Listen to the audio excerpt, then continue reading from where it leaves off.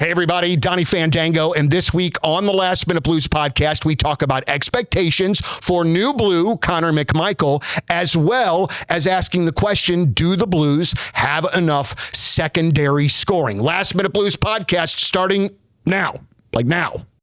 This is the Last Minute Blues podcast with Alex Ferrario, Donny Fandango, and Jeremy Rutherford on your home of the St. Louis Blues, 101 ESPN. It is the Last Minute Blues podcast. Donny Fandango joined in the Jeff Burton studios by the one and only Mr. Alex Ferrario from 101 ESPN. Jeremy Rutherford is somewhere in the United States of America at a sports tournament for one of his kids. I believe that's where they are. I feel like that's the autobiography of JR's life. Dude, there's no doubt. Somewhere in the U.S. on a sports trip. Well, and like the guy is getting his last bit of summertime in, and he's running his ass off nonstop, man, nonstop. But we hope to have JR back for the next podcast. I'm sure he'll be back. Or 2 weeks. All right. So, Alex, I want to start off with an email that we got, and unfortunately, we got this the afternoon of our last podcast. So It wasn't anything that we were able to include on that podcast, but it's an email from a gentleman named Donald Fan Jr. And he says, "Dear Alex, Donny, and JR, I'm writing to you today with a heavy heart, but also with immense pride. My dad, Donald Fan Sr., passed away today. Because the Blues were such a massive part of his life and our relationship, I wanted to see if you could give him a shout out on an upcoming episode. He was a St. Louis boy born and raised, and he bled blue from the very beginning. He was a fanatic since day one, cheering them on at the old Checker Dome back during their first game in 1967. Growing up, the Blues were our ultimate way to bond. He taught me how to love the game of hockey, how to stick by the team through thick and thin, and truly taught me what it means to bleed blue. We loved the game together, and it would mean the world to me and our family if you could mention him and honor a man who kept the note in his heart for nearly 60 years. Thank you for the comfort your show brings, and thank you for helping me honor his memory. Let's go Blues." That's from Donald Fan Jr. Man, that's awesome. That gets you choked up a little bit, man. That might be one of the best emails I've ever written. Or not ever written, ever read. Yeah, first off, shout out to you, Donald Fan Jr. and Sr., who passed away and is going to get to watch a lot of Blues hockey in a much better place. Hell, he's probably going to watch with Jeff Burton. Absolutely. A lot of hockey with Jeff Burton up top. I just read this, man, and I just thought about, and I know that this speaks to you as well, because how tight you and your dad are, and how many games you think that you've been to with your pops? Oh, over 300, 400. Like, I mean, that's where it got me choked up a little bit, because I mean, what Donald's talking about there with his dad is what mine was. Like, mine, huge fan, got to go to the games back in 1967, was a fan all the way up. He still to this day tells me the story. He was in the arena for the Monday Night Miracle, and he and his buddy left in the third period, and they couldn't get back in. And it's just like that. And watching it, like, growing up, like, I still remember being 5 and watching it on television with my dad at 7 or 8 o'clock at night. My first game I went to was against the Red Wings with my dad. I still have, he bought me a little Zamboni, little toy car. Still have to this day. It's downstairs in my basement next to all of my memorabilia stuff. But like that, going through getting older and going to hockey games with him, and then in high school, and for how much I loved hockey, it's why I wanted to get into broadcasting, because I loved the idea. I loved listening to Ken Wilson. I loved listening to Curbs, and I'm like, I want to do this. And then it's just, it carried on. And so my dad got to live that life with me all the way through working at KMOX, the Stanley Cup championship, but still going to games with him. So yeah, and I know it speaks to you as well, Donny, but like, that's my memory. Like, it's just living hockey with my dad and all of it, and the excitement and the fandom and everything that he went through. It does mean a lot. There was a couple years where my oldest son was going through a bit of a tough time, and we bumped heads on virtually everything, just everything. It was really rough, but Blues games were a time where all of the button heads would be put aside and we would be locked into the game for a couple of hours. Yeah. And it was such a wonderful, wonderful break for both of us, I'm sure. Yeah. You know, we were exhausting each other at that particular point. And you get to bond, and it's something that you didn't. It's just sports and fandom does that to where it takes away some of the real life stuff that you don't have to worry about, and you just can turn your brain off. It's the same as watching a television show. It's the same as watching a movie. You could turn your brain off and just enjoy it. You get the ups and the downs, but to do that with people, and especially with somebody like your dad or a family member, man, it truly is a bond. So not an easy time, I'm sure, for Donny Jr., but hopefully he gets comfort in knowing that his dad's in a better place. And man, I'm so glad he sent that message into us. And hopefully the Blues can put together a good season. Let's get a cup for Donny Jr. Donny Jr. and Donny Sr. Absolutely so. Well, Alex, we I'm not really good at transitions. There's no transitioning from that. Yeah. Welcome back to the podcast. Right. So we have not spoken since the Connor McMichael deal, and then also Oscar Sundqvist signing as well. And we'll talk about Sonny in a second.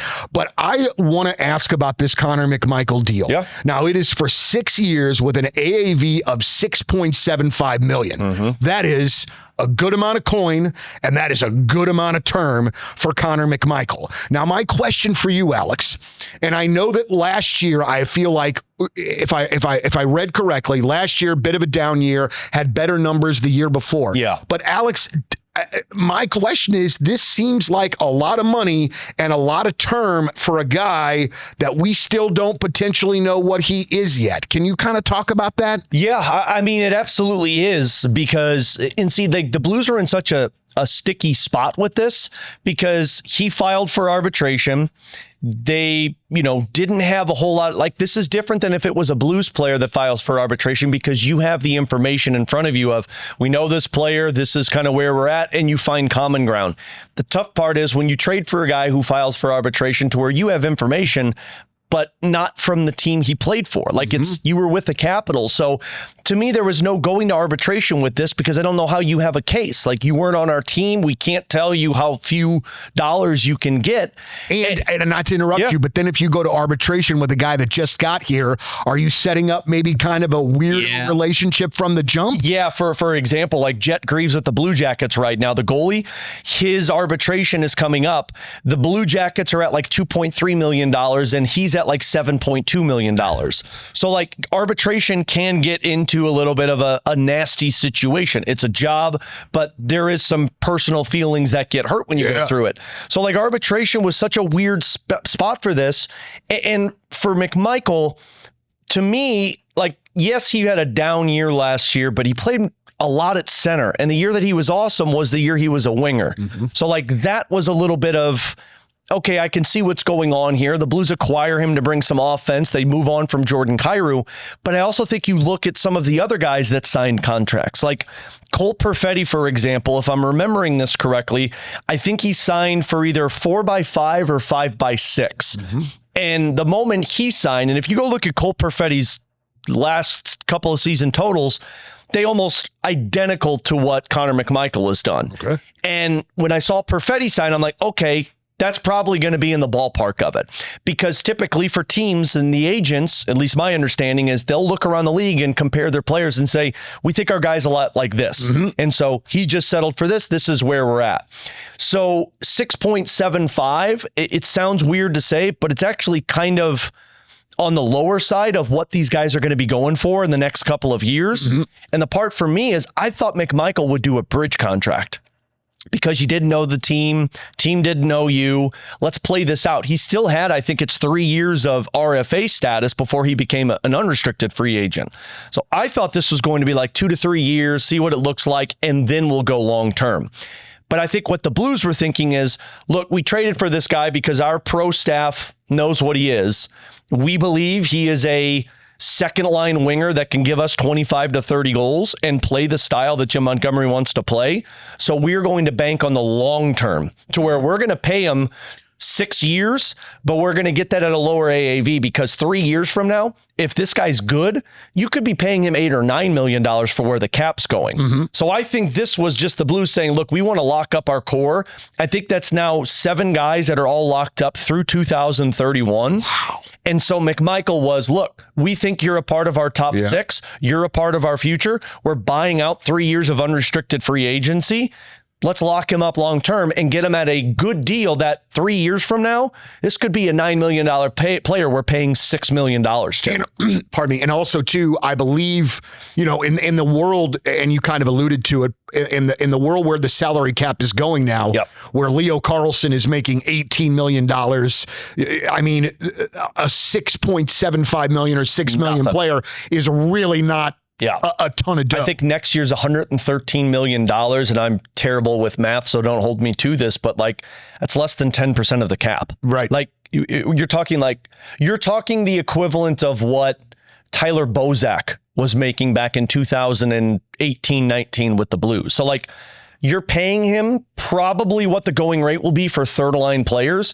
And if this guy is what he was 2 years ago in Washington, this is a guy that could be 25 to 30 goals with 50 to 60 points. And not the greatest defensively, but you're also 25 years old and you're coming into a team to where you can be I think the Blues mindset was, let's get a group of guys to grow together. They tried to do that with Thomas and Kyrou and Booch, and it didn't work. And so they moved on from Kyrou. And so now you're converting it to this next wave. You've got the older player in Thomas, but then you've got Holloway and Neighbors and Snuggerud and Dvorsky and Carbonneau and McMichael and now McTavish, all 25 to 21 years old. So this was them transitioning to the next core, and you want to lock those players up to try and get the seal. You're betting on them, which is tough. But here's the key for me, Donnie.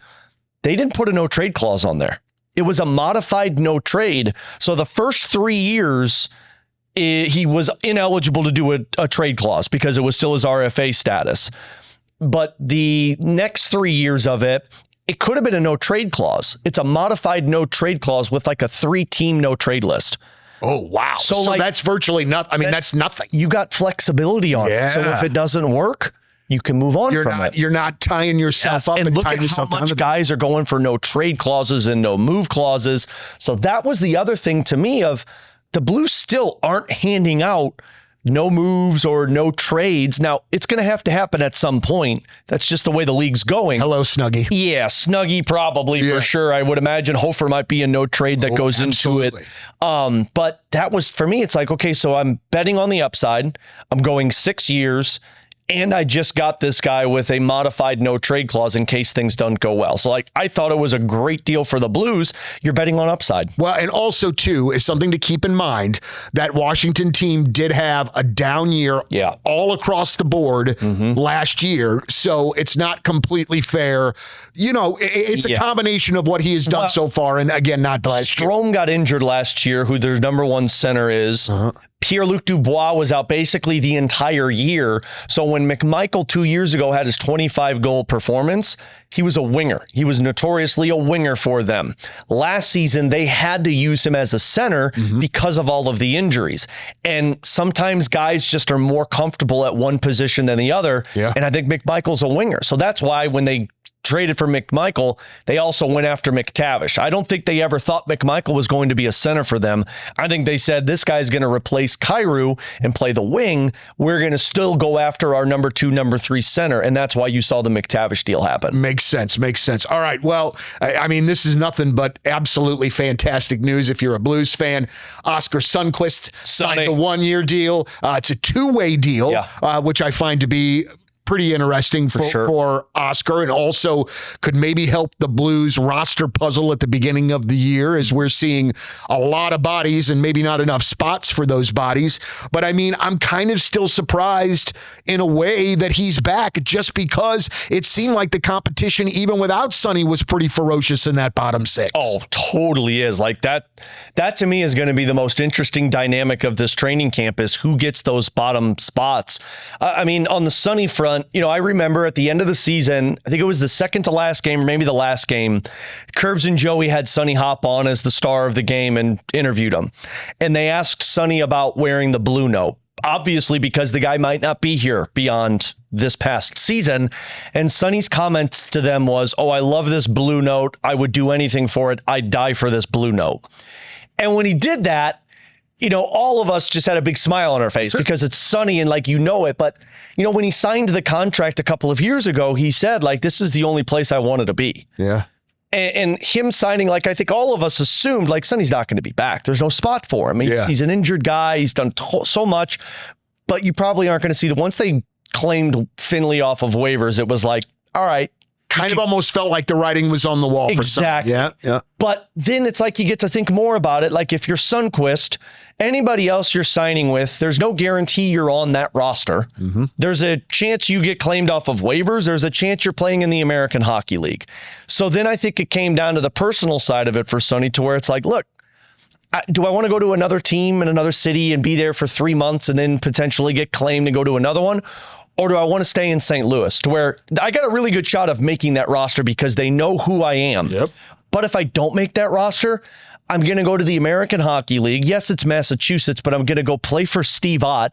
I'm going to be around guys that I'm familiar with in an organization that I'm comfortable with a chance of being back to the National Hockey League. So to me, it made the sense. I kind of compare it to what Chris Thorburn was for the Blues back in that Cup run, to where signed him, had a role for him, didn't work out, played almost the entire year with the Thunderbirds, or I think it was the Rampage at the time, and had a great career, and now look at where he's at. Is Sonny a guy that post-career could be a coach in some way, shape, or form? I think he could be some type of player development coach. Okay. I don't know what his interest is. We're actually hoping to get Sonny on the show with us at some point, so hopefully we can talk with him about it. But I don't know if Sonny's a coach more than I think he's just a guy you want around your younger players, kind of like what Thorburn is, or Matt D'Agostini or Brian Elliott. I think that's the kind of role you want. But I would imagine Steen has a high level of respect for him to where maybe there's a role within the organization in the front office when he calls it a career. I believe, if I'm not mistaken, and we have to go back, that this could be the third podcast in a row that Matt D'Agostini has gotten some love. It's just getting love. It's 2 for sure, but I think it could be 3, man. And I love that because I'd totally forgotten about that guy. Matt D'Agostini's probably why does my name keep popping up on a podcast in St. Louis? It's because we love you, Matt Dags. We love you. But to your point real quick, Donnie, on that fourth line, just go through the list of these guys. You've got Toropchenko, you've got Walker, you've got Finley, you've got Ross Johnston, you've got Dylan Dubé, who they signed to a 1-year contract, you've got Pius Suter, you've got Berggren, you've got Stenberg, now you've got Oscar Sundqvist, on top of a couple of younger guys like a Zach Dean, a Dylan Peterson, a Kaskamaki. I just listed 12 names. And that's for 6 spots, that's really. For essentially what I would deem 6 spots, 1 for the third line. And if that's the case, then you got to throw Berggren's name into it because I think he's fighting for one of those spots. I'm talking 1 spot on the third line, all 3 fourth line spots, and then 2 extra spots because they carry 2 extra forwards. And you got to think Ross Johnston's making this team. Oh, yeah. Ross Johnston doesn't. I would say if you were to pull my feet to the fire right now, Ross Johnston, Alexei Toropchenko, and Jack Finley would be the 3 that I would say write it down and pen. They're on this roster. Do you think Pius Suter is somebody that's here by the end of the year? You know what I'm saying? By the end of the year is a really fascinating way to frame it because I would say no. I feel like he is a trade deadline move just waiting to happen. That's what I was going to say, because if you would have said at the beginning of the season, I'd say yes, end of the year, because there's no trade protection. He's a free agent. Depending on where the Blues are at, / depending on what their development looks like. Yeah, I think Pius Suter's probably one of those casualties you see at the deadline to bring back something for the Blues, but reality open up a playing spot for one of these guys. Absolutely so. Boy, that is going to, and plus with a shortened camp, these guys aren't, they've got to make it count from literally the second that they walk into the rink. 100%. And Steen, talking with him already, he values internal competition. He wants guys to feel like their spot's not guaranteed. So short training camp, probably for a lot of those young guys, maybe only 1 preseason game, because I would imagine they're going to emphasize putting the NHL guys on the ice in training camp in preseason quickly so they can build that chemistry from what they didn't have last year. I mean, you're talking about maybe 1-2 games for these prospects to really prove themselves. So like, I can't wait to see that competition because there's not a lot of competition for the top line. Yep. I think McTavish and Dvorsky are going to be competing for ice time. I think McMichael and Neighbors and all of these guys are going to be competing for power play time, and Carbonneau trying to make the roster. But to me, the biggest battle is going to be amongst like 12 players fighting for 5 roster spots. I want to go off of my list here real quick. I heard you and BK, I believe it was last week, and you were talking about guys that will be free agents at the end of this coming up season. Yes. And I know that Joel Hofer was on that list. I believe Jake Neighbors was on that list. And Snuggerud. And Jimmy Snuggerud is on that list. Those are all RFAs. Now, UFAs, I think Suter's a UFA. Logan Mayhew's an RFA. Carlo will be a UFA. And then there might be another forward that I'm forgetting. Maybe Berggren's a UFA. How do the Blues tackle those RFAs? Is there an order in which that you see it going in? I mean, I would just love to see Hofer, well, I mean, obviously this, but I mean, I would love to see Hofer locked up. I'd love to see Neighbors locked up. I'd love to see Snuggerud locked up. But one of the things that you guys were talking about is that if I'm Jimmy Snuggerud, I'm not signing right now. Yeah. I'm kind of waiting to see how my season shakes out before I even entertain the conversation. Well, yeah, I mean, like you just look through guys who was signed. Demidov is the one that I made the comparison to on the radio of saying like, hey, if you want the guy to sign, this is probably the path that the Blues would look at and say like Demidov signed 8 years by 9 or something, 9.125, but point production is very similar between Demidov and Snuggerud. But if I'm Snuggerud's camp, I'm looking at what Dorofeyev just did and saying, yeah, let's not sign yet because $11 million could be available to you. Because, I mean, remember, the offer sheet scenario was there. He scored almost 40 goals, and Vegas was like, well, we can't sign you. Now, the difference there is the Blues can sign him. They've got cap space. They're not, I say this a little loosely because Anaheim did, and look what happened. I don't think they're worried about an offer sheet for Snuggerud. And I'm not either because unless you're scoring 40-plus goals, I don't think teams are going to go in there and just throw offer sheets at players, right? Like, you got to see what the upside is. Yeah. Now, if Snuggerud goes out there and scores 35 and puts up 80 points this season, then we'll worry about it. Then you get worried about it. Yeah. But I would imagine if that happens, the Blues are going to incentivize, let's get this guy signed now. Yep. So remember, after September, I think it's 15th, he can only sign a 7-year deal with the Blues. 6-year deal. CBA. Yeah, 6-year deal with another team. So the Blues can only get 7 years with him. I think when you prioritize him as a fan, this is my tinfoil. As a team, I wonder if you go the easiest versus the hardest. To where, like, I think Hofer's going to be the easiest one to get signed. And that's not saying he's going to get a cheap deal, but I just don't think there's a market for young goalies who have put up numbers like Hofer has that sets the market in the way of Hofer saying, well, this is where we go. Like, I think Hofer might be setting the market. Plus, goalies don't make more than $9 million, $8 million. Neighbors is probably the second easiest, unless he goes off and has a Zach Hyman-esque year. Then it gets a little bit more difficult. But I think Neighbors is one of those guys that I believe wants to be in St. Louis. Sure seems that way. Not that Snuggerud doesn't, but like I think he's one of those guys that's not going to be difficult to try and get a deal where there's this big gap in between. Snuggerud's the one that I have to imagine is going to be the most difficult because he's going to want to play it out and see what I look like. Blues are going to say, let's see what this looks like a second full season when teams know what to expect from you. Yeah. But my guess is that if things are going well, it wouldn't surprise me at the All-Star break if Snuggerud signs an extension. Just because if the Blues see it and this guy pops off and he's Mr. Consistency, I'd have to imagine that's the guy that they say, we got to get this done before the offseason because an offer sheet could be an opportunity. And you guys were kind of alluding to this on the show, but like, do you think that, you know, maybe we could get Hofer done in training camp before the season starts? Do you think there's any chance of that sort of thing happening? Maybe. Or? I just don't know if there's any incentive to do it if you're the Blues. Okay. Like, I'm not saying no because Braden Shen signed a contract extension at the end of training camp and preseason before season began. Justin Falk, when he was traded, signed an extension with the Blues right before the start of the season began. So they can do it. Typically, players don't like to negotiate once the season begins. Right. But like for Hofer, I don't know if the Blues are incentivized to sign it now. Maybe they want to see what it looks like. I think if there was one that would sign before camp, to me would be Neighbors, because they see what the future is. They know what this guy is and what he means to them, and I don't think he's going to break the bank. But I don't know. Like, I think the Blues might just say, let's play this one out. We've got tons of cap space. We want to see what these guys look like before we lock in more core. But as I said earlier, Donnie, look at the trend of the Blues. They've locked up 7 guys through 2031. It wouldn't surprise me if they try and lock up 3 more of them. So their core is basically set. Done. All right, so let's do this. Let's take a break. I'll come back. I want to talk a little Mason McTavish. Yep. I want to talk a little bit about kind of how you see maybe just a couple different scenarios with McTavish. We'll come back for the second segment of the Last Minute Blues podcast coming next.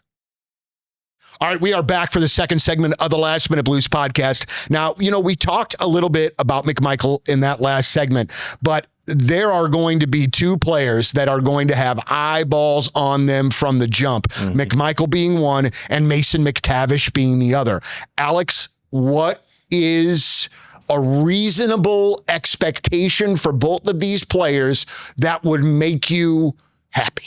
You know what I mean? So I'm not talking high end, but I'm just saying makes you feel good about it. Before I answer that though, because you're a resident super fan, I want your perspective on it, because I have my thoughts, but I think the fan thought on McTavish and McMichael is more fascinating. Well, here's the thing to me, man, is I feel as though it's, and man, I'm going to get yelled at about this, but for this coming up season, I feel like it's less about the numbers that they put up and more about how they play with each other in the Blues system. I don't even mean for that to be a cop-out answer. You know what I'm saying? No, it's not. But I feel as though them fitting into the scheme and what we're doing here, I want to see that before I'm worried about 30 goals, 60 points, whatever the case may be. Again, I don't mean to cop out of an answer, but I just feel like I want to see the dudes fit.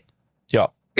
And then I feel like the points will come as this team continues to come together, get older, and get better together. You know what, Donnie? That is a level-headed response to something like this. Well, you know what, though? Wait till the season begins? No, because a couple minutes ago when you were talking about reeling off all of our forwards, I was like, God, I can't wait. We're going to be so good. So the reasonableness is just temporary. Yeah, it's just temporary. It's not. But honestly, that's really what I mean. I just want to see more positive steps. I don't believe that this is going to be a team that's competing with Colorado, Dallas. No, I don't. I think we can be competitive, but I just want to see the team make big strides, really going into not even the year after. Yeah, they're competing with the Kings, the Utah Mammoth, the Nashville Predators, that next tier of teams. You're fighting for the 2 wild card spots, in my opinion. I don't think you're a top 3 team. I think that's Minnesota, Dallas, and Colorado. And God forbid Minnesota gets Larkin. Well, yeah, and if they get Larkin, they're going to be competing for the top spot, and Colorado and Dallas are going to be chasing them, in my opinion. The McTavish and the McMichael front to me are fascinating, because I truly believe fans are going to be pinpointing every single thing they do and comparing it to Kyrou. I mean, it's going to be Logan Mailloux from the beginning of last year all over again. Absolutely. 100%. And we've already talked about Kyrou. I think Kyrou's going to have a great season for Washington. Dude, that Capitals team is going to be fantastic. Great. He's not the primary guy. He gets to be a secondary piece, and I think he's going to have a great year, which good for him. I will see what Kyrou does, and I will say it was not going to happen in St. Louis again, because there was so much pressure. He needed to be a number 1 guy. I don't think it was going to happen. But I also don't think it's fair to look at McMichael and McTavish and say, well, they've got to produce to the same level that Kyrou has in the past. They weren't brought in to be 35 goal scorers right away. To me, McMichael's the one that I think would be under more pressure than McTavish, because McTavish was a long-term play. You traded for a center who's 23 years old, who is a former 3rd overall pick, who does have some warts, but you said, we think this guy can become a number 2 center for us. That doesn't mean he has to do it right away. Like, there's going to be some growing pains that go with it, just like there were with Logan Mayhew. So, like, for McTavish, I also like, how many second line centers are 60 to 70 point players in the NHL? Not a lot of them. Go through your head of some of the second line centers in the National Hockey League.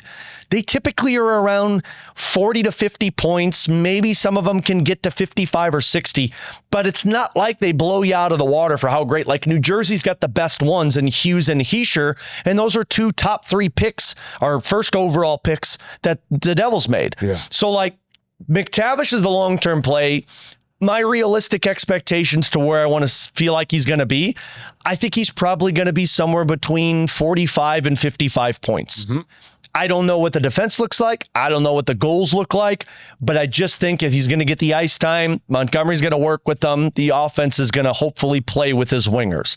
McMichael is the one that I think fans have expectations of him coming in to be a 25 to 30 goal scorer. My expectations are this guy gets you 20 goals and puts up 40 to 50 points. Mm-hmm. And I know that sounds bad to where it's like, well, that's a terrible trade. McMichael, to me, was supposed to come in and be a secondary scoring winger. Mm-hmm. Your top line's already set. Holloway, Thomas, Snuggerud. If I can get 20 to 25 goals from McMichael on a second line, dude, that's a win. Mm-hmm. Like, we were judging Kyrou off of 35 to 40 goals because we thought he was a number 1 winger. Absolutely. When he was viewed, in my opinion, as, I think this is just a second line winger for you. That's exceeding expectations with 35 goals.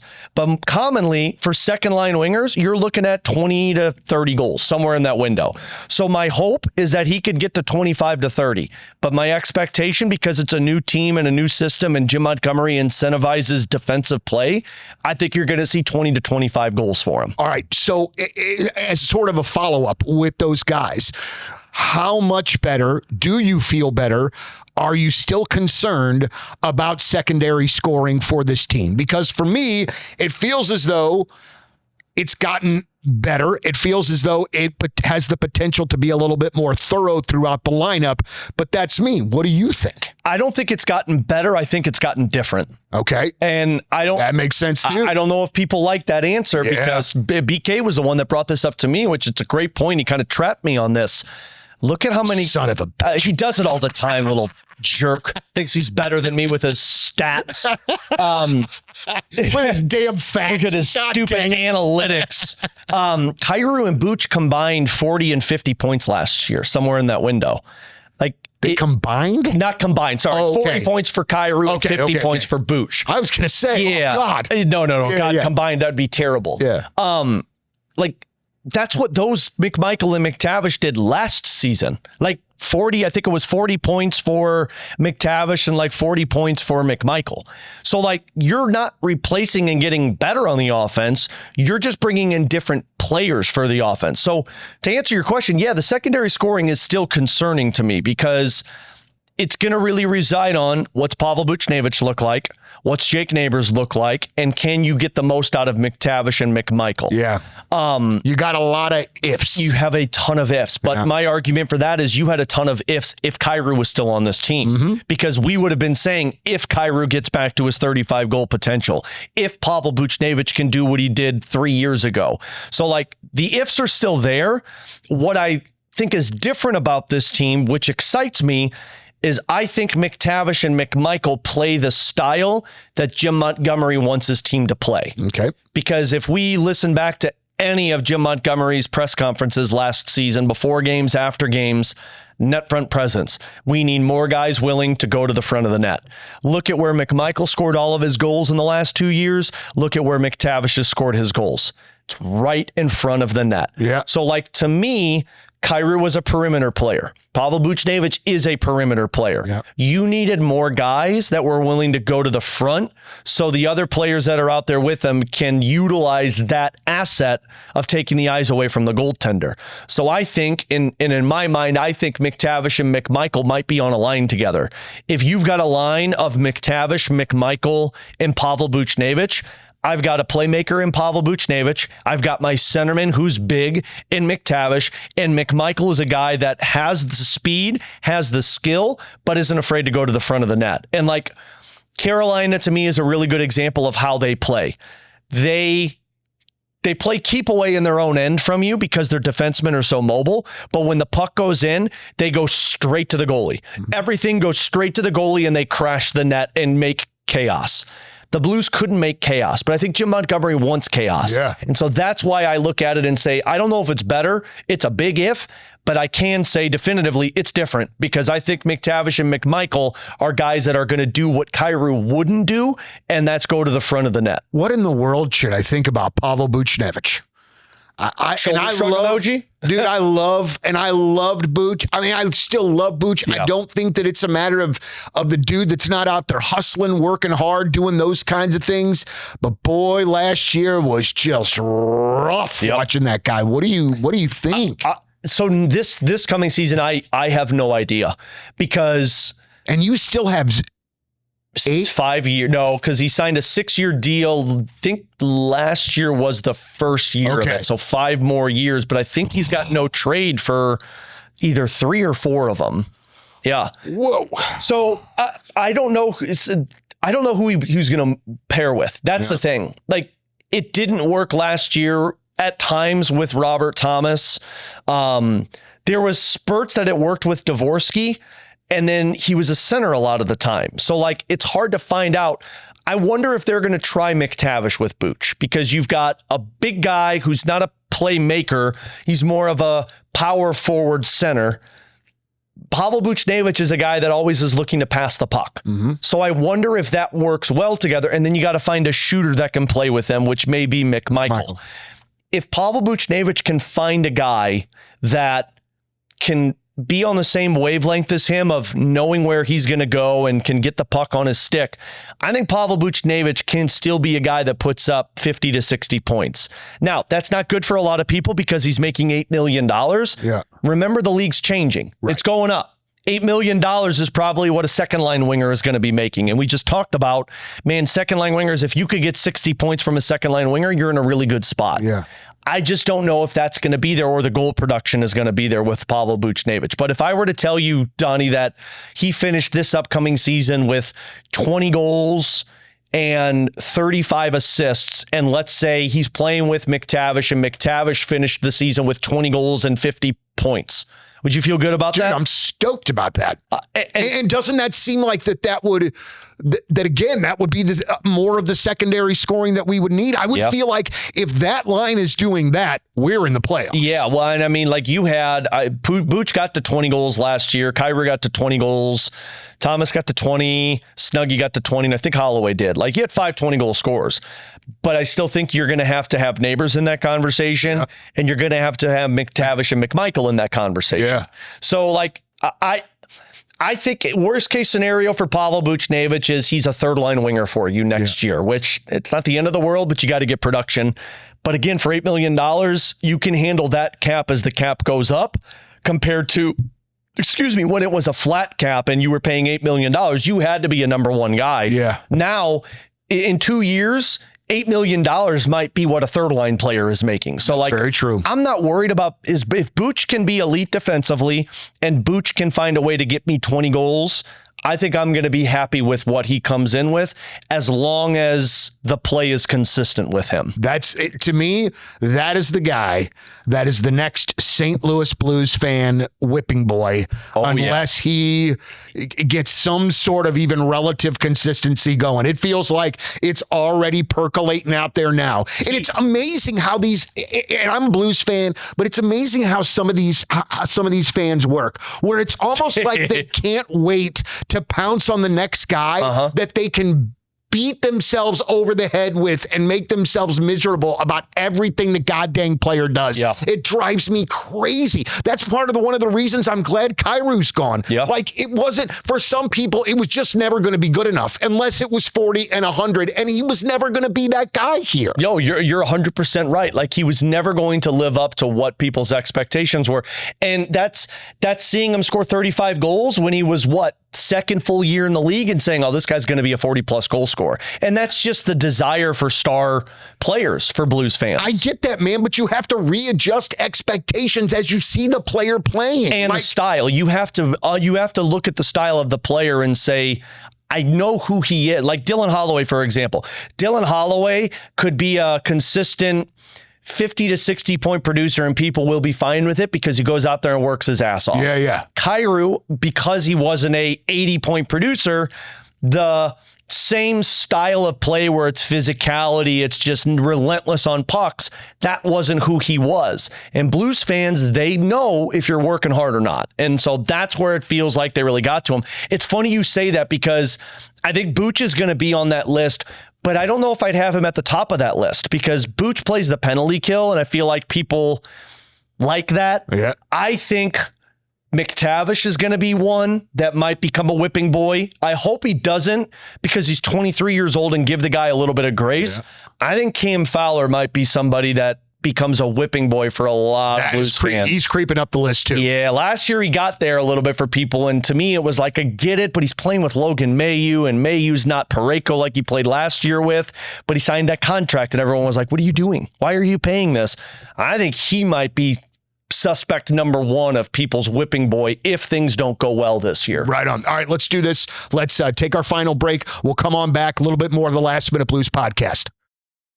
All right, so we are back for the final segment here. I do just want to mention here right quick, we are 78 days away from game number 1 of the Blues 2026-2027 season. Which means we're like 60 days away from preseason game number 1. I'm so ready for this. There's only 4 preseasons. I can't begin to tell you how excited I am right. for 4 preseason games. The fact that I had somebody ask me like, oh man, what do you think about the season beginning on September 29th? Like the Blues are going to be playing late September. Are you okay with that? I said, I was doing preseason game number 6 on September 29th and I was sick of it. Right. So if you could give me a game on September 29th, hell yes. All right. So the Blues made an announcement about the broadcasts for 2026-27, but then really didn't make an announcement about it. An announcement of saying like more announcement to come. That's right. So the NHL is going to produce the Blues television broadcasts this year. On top of 3 other teams, I think Carolina,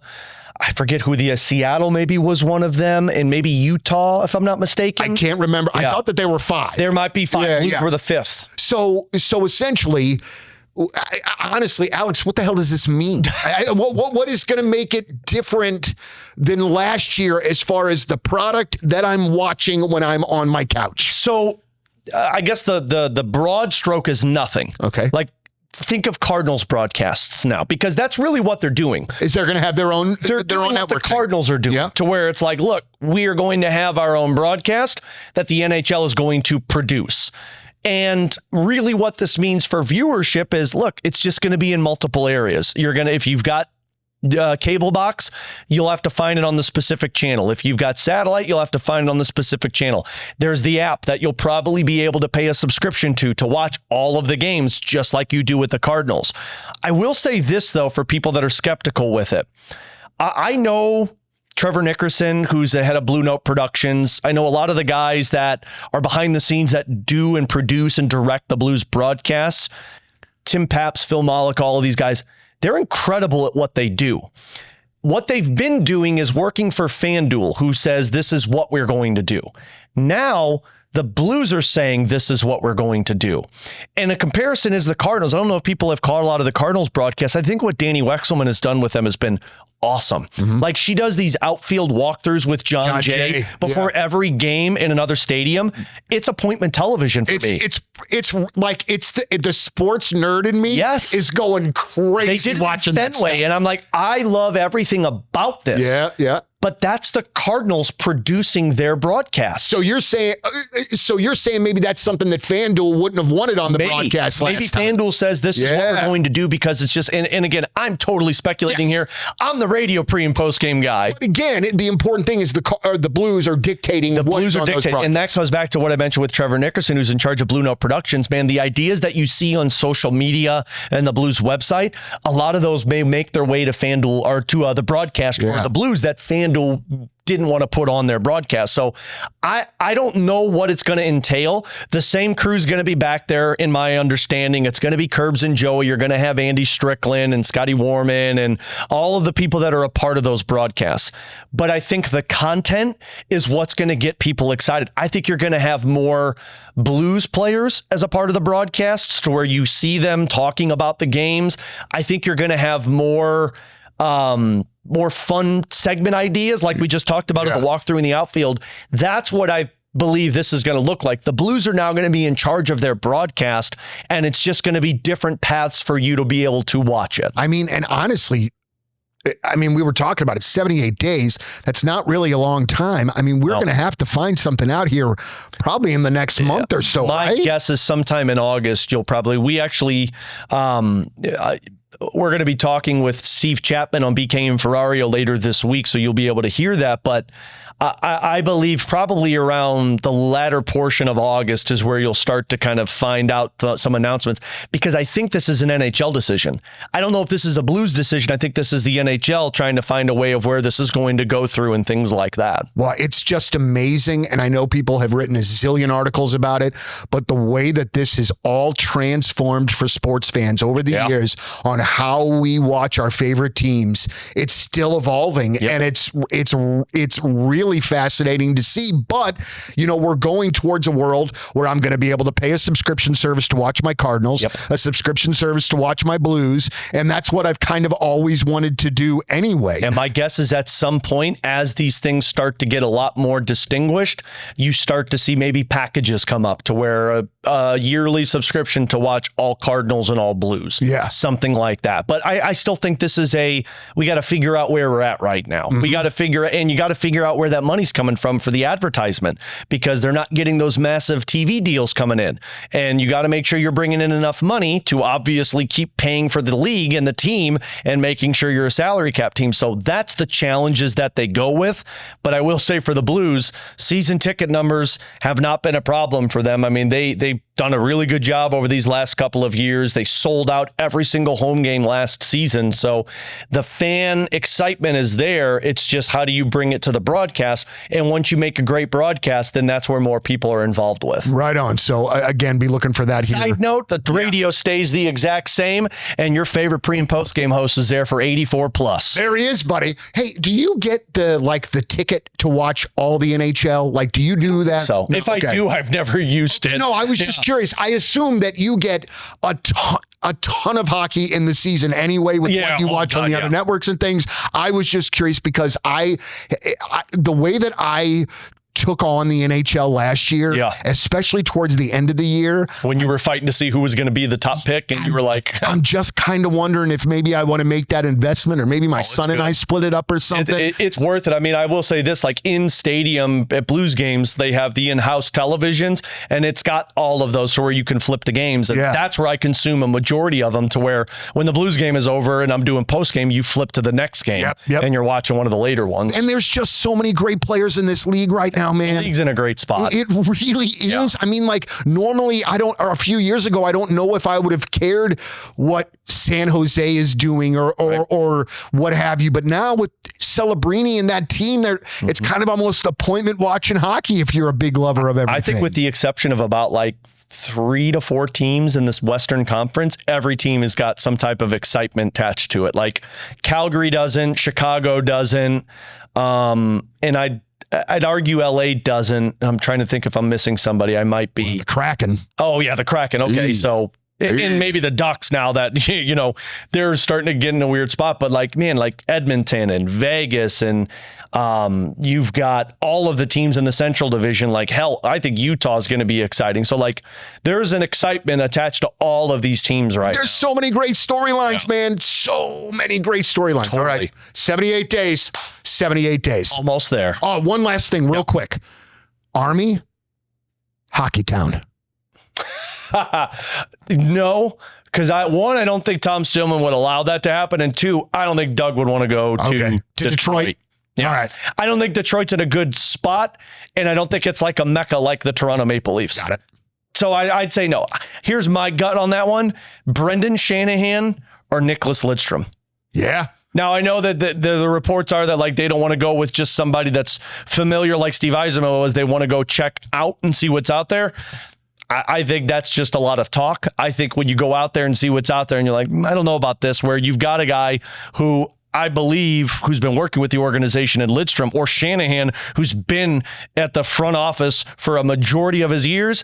I think they go one of those two paths, and you have the familiarity of with Detroit. I've also heard the name Chris Draper, which would then immediately make me go back to hate the Red Wings again. Probably, but God, do I interviewed Chris Draper on, I think it was the 20th anniversary of that Avalanche Red Wings brawl in the playoffs. Yeah. Was one of my most favorite interviews. That dude was such a joy to talk to, and I hated it because I hated that guy. Man. And then afterwards, I'm like, Chris, I really like you. It's like, damn it. You know what? I don't want to see that. Yep. I don't want to hear that. I just want to keep this in my head the way that it is. Just keep it. The good news is Maltby I never talked to, and I didn't like him, and I still don't. So at least there's one half of those that I don't like. So we going again in 2 weeks? 2 weeks. Is that the plan? Unless we get some type of interview. So a peek behind the curtain for fans. There's just not a lot of hockey talk going on, and we don't want to just blow your stream up with just nonsense talk. Yeah. So we're trying to get a couple of fun interviews with some players in the offseason. But they're still out enjoying the rest of their offseason. They're still in summertime. Yeah, so once we get to the month of August is when the captain skate starts. So you'll probably see some of those guys come in. But yeah, we're hoping to get a lot of those guys. But I'd say for now, we're probably going to go every other week unless we get some type of interview of just hockey talk with us. And then we'll sprinkle in some surprises along the way. But once we get to week before training camp, that's when things will get back to weekly with your boys of the Last Minute Blues podcast. Dude, can't wait. All right, for our homeboy Jeremy Rutherford, who is somewhere in the continental United States. Watching sports. Alex Ferrario from 101 ESPN. I'm Donny Fandango. Thanks as always for listening and watching. And as always, let's go Blues. Thanks for tuning into the Last Minute Blues podcast on your home for Blues hockey, 101 ESPN.